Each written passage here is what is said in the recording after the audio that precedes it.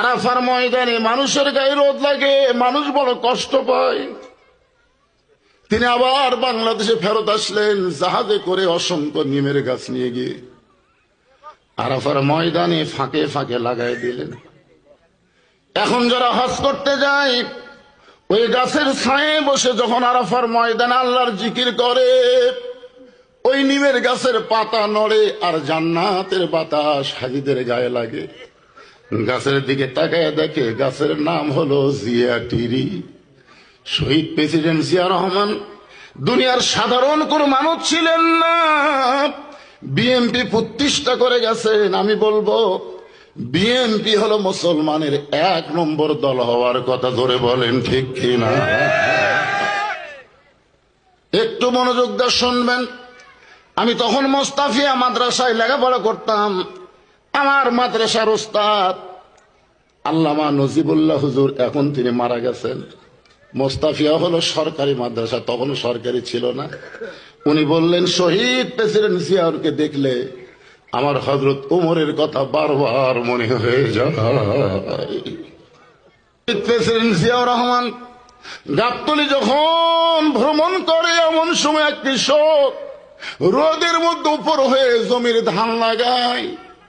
তিনি বাংলার প্রেসিডেন্ট বুঝতে দিলেন না, তিনি নিজেও গেলেন ওই বুড়ো মানুষের সঙ্গে, 1 পাই পর্যন্ত জমির ধান লাগালেন। বুড়ো এক সময় বলে, তুমি কে বাবা, আমার কাজে তুমি সহযোগিতা করো, রোদে পড়ে পড়ে কি তোমার কষ্ট হয় না? বলে, আমার জন্য দোয়া করবেন, এই সহযোগিতা করার কারণে আল্লাহ যেন আমাকে জান্নাত দিয়া দেয়। 2 চোখের পানি দর দর করে পড়তেছে। 2 বাচ্চা চোখের পানি মুছে দেয়, বলে, কে গো আপনি? এই গভীর রাত্রে বাবার দরদ দিয়ে আমাদেরকে খাওয়াইতেছেন, আবার কান্দেন কেন? ওমর 2 হাত তুলে বলে, আল্লাহ, এই অধমকে জাহান্নামের আগুন থেকে তুমি বাঁচায়া দাও। তাঁবুর মধ্য থেকে মহিলা বলে, কে রে? দুনিয়াতে ভালো মানুষের গল্প শুনেছি, কিন্তু মানুষ যেমন ভালো হয় কোনোদিন দেখি নাই। তুমি জাহান্নামের কেন ভয় করতেছ? আল্লাহ ওমরকে মদিনার খলিফা না বানায়া, আল্লাহ যদি তোমাকে মদিনার খলিফা বানাইতো, মদিনা আল্লাহর জান্নাত হয়ে যেত।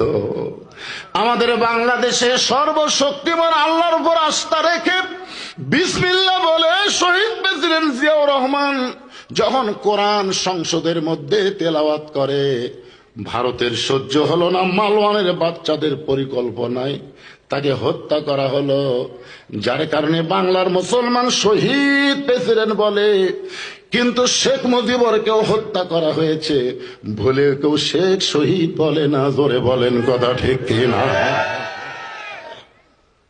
আল্লাহর বান্দার একটু মনোযোগ দিয়ে শুনবেন। আব্দুল্লাহ কান্দের বলে, সাহাবীরা রে,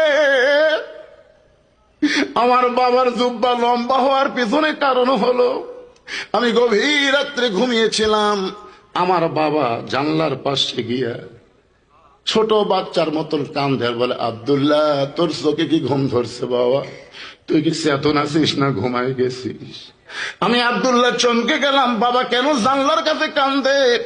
আমি দরজা খুলে তাকায় দেখি আমার বাবা একটা পাঞ্জাবি নিয়ে দাঁড়ায় আছে। আমি বললাম, বাবা, বাইতুল মাল থেকে আমাকে একটা দিছে বাবা, আর একটা দিবে রাখছেন?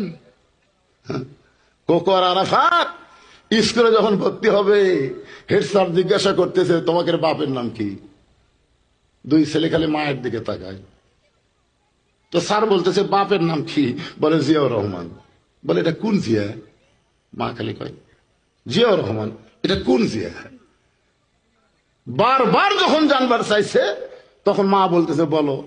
বলছে, প্রেসিডেন্ট জিয়াউর রহমান। যেই কইছে, ওরে বাবারে, তোমরা প্রেসিডেন্ট জিয়ার সন্তান, তো তোমাদের গায়ে এরকম পুরানো জামা কেন? বলে, আমার বাবা যে জামা সরকার থেকে পায়, ওই জামা যখন হয়ে যায় তখন তো সরকার ফেরত দেয় না, ওই জামা দিয়ে আমাদের 2 ভাইকে আমার বাবা প্যান্ট শার্ট বানায়। কেমন রক্ত বাংলার মানুষ হারাইছে, কেমন রক্ত। আব্দুল্লাহ বলতেছে, আমার বাবাকে আমি বললাম বাবা বাইতুল মাল থেকে একটা পাঞ্জাবি আমার দেওয়া হয়েছে, আর একটা পাঞ্জাবি দিয়ে বেড়াইছেন। সঙ্গে সঙ্গে ওমর ফারুক কোরআন থেকে তেলাওয়াত করলেন, ইন্নাল্লাহা ইয়ামুরুকুম আন তুআদ্দুল আমানাতি ইলা আহলিহা ওয়া ইযা হাকামতুম বাইনান নাস আন তাহকুমু বিল আদল। আল্লাহু আকবার। বেটা রে, আমি তো আর একটা পাঞ্জাবি দিবার আসি নাই, এই পাঞ্জাবিটা আমার ভাগে পড়েছে।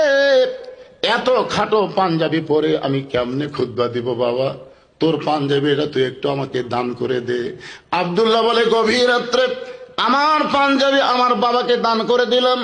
বাবার পাঞ্জাবি আমার পাঞ্জাবি একত্র করে বাবা লম্বা সুব্বা বানায় খুতবা দেয়। এখন বলো বাবার খুতবা শোনা যায় কি না যায়?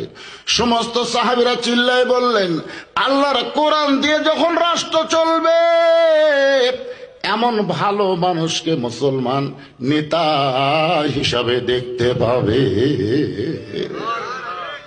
তাহলে এখন চিন্তা করেন, আল্লাহ বললেন, রে ইমানদারেরা, তোমাদের 1 নম্বর আমল হচ্ছে আত্তাকুল্লাহ।